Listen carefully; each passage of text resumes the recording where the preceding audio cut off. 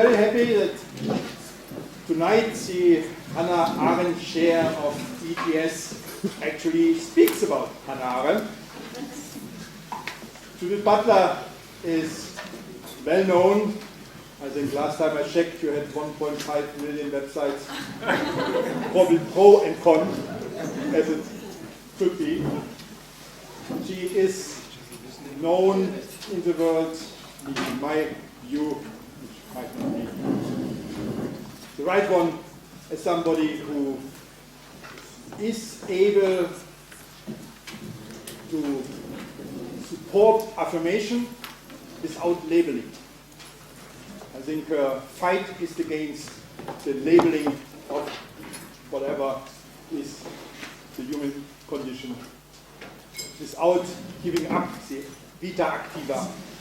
And insofar, she is the Hannah Arendt chair very truthfully. So please welcome Judith Butler.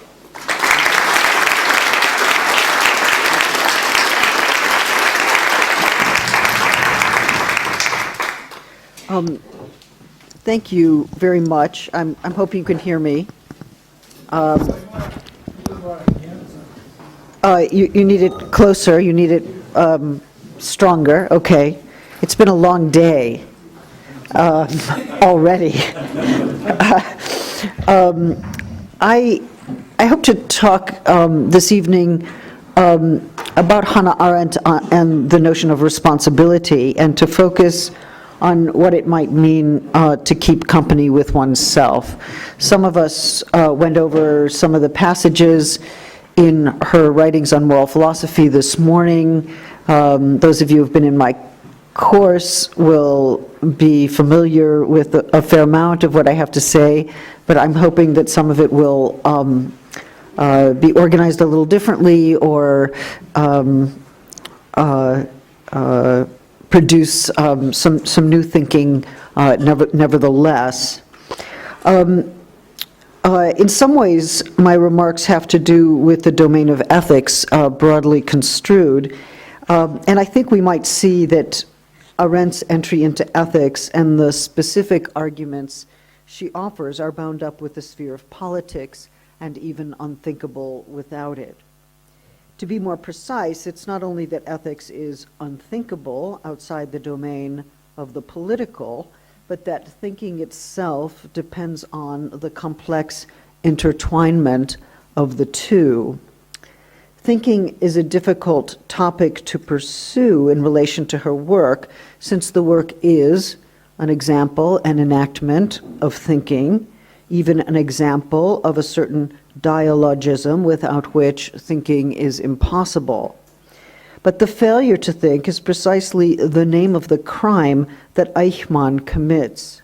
We might think at first that this is a scandalous way to describe his crime, but I hope to show that for Arendt the consequence of non-thinking is genocidal, or certainly can be.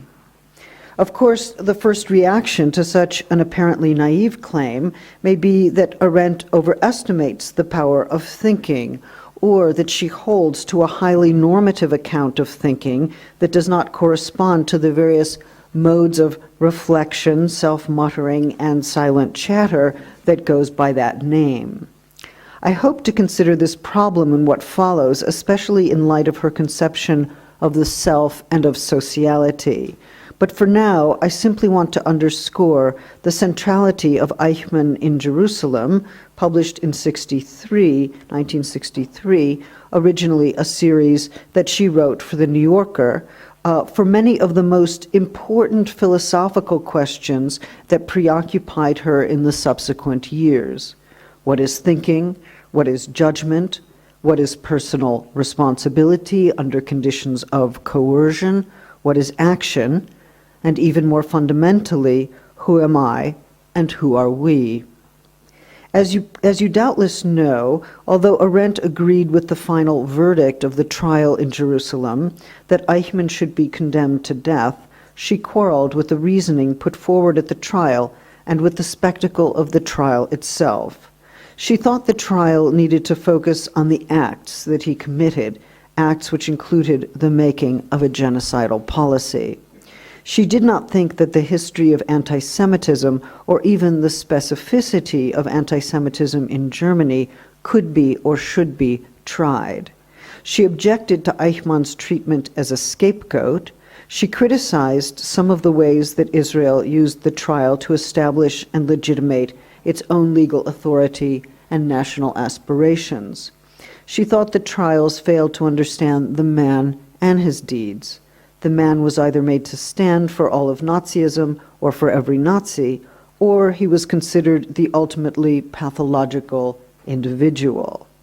It seemed not to matter to the prosecutors that these two interpretations were basically in conflict. She thought the trial necessitated a critique of the idea of collective guilt, but also a broader reflection on the historically specific challenges of moral responsibility under dictatorship. Indeed, that for which she faulted Eichmann was his failure to be critical of positive law, a failure to take distance from the requirements that law and policy imposed upon him.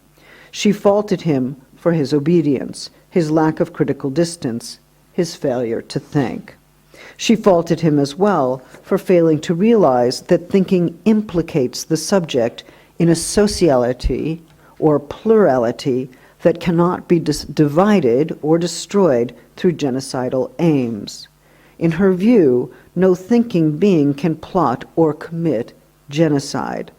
Of course, they can have such thoughts, formulate and implement genocidal policy, as Eichmann clearly did, but such calculations cannot be called thinking, at least not in her view.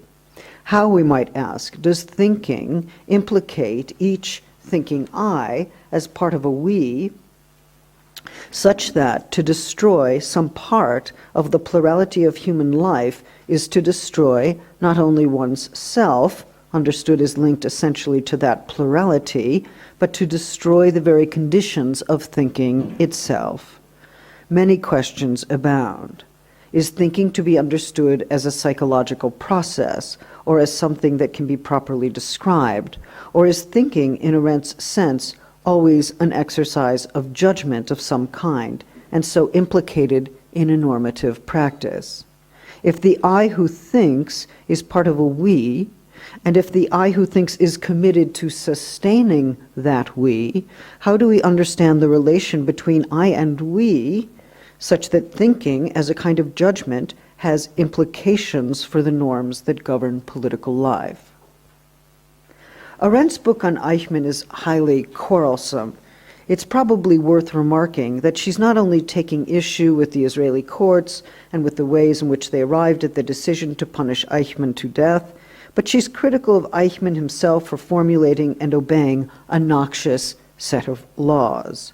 So it is at some distance from the law that she writes, exemplifying something of the critical perspective that prefigures her later work on judgment.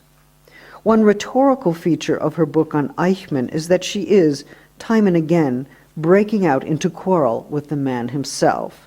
For the most part, she reports on the trial and the man in the third person. But there are moments in which she addresses him directly, not on the trial, but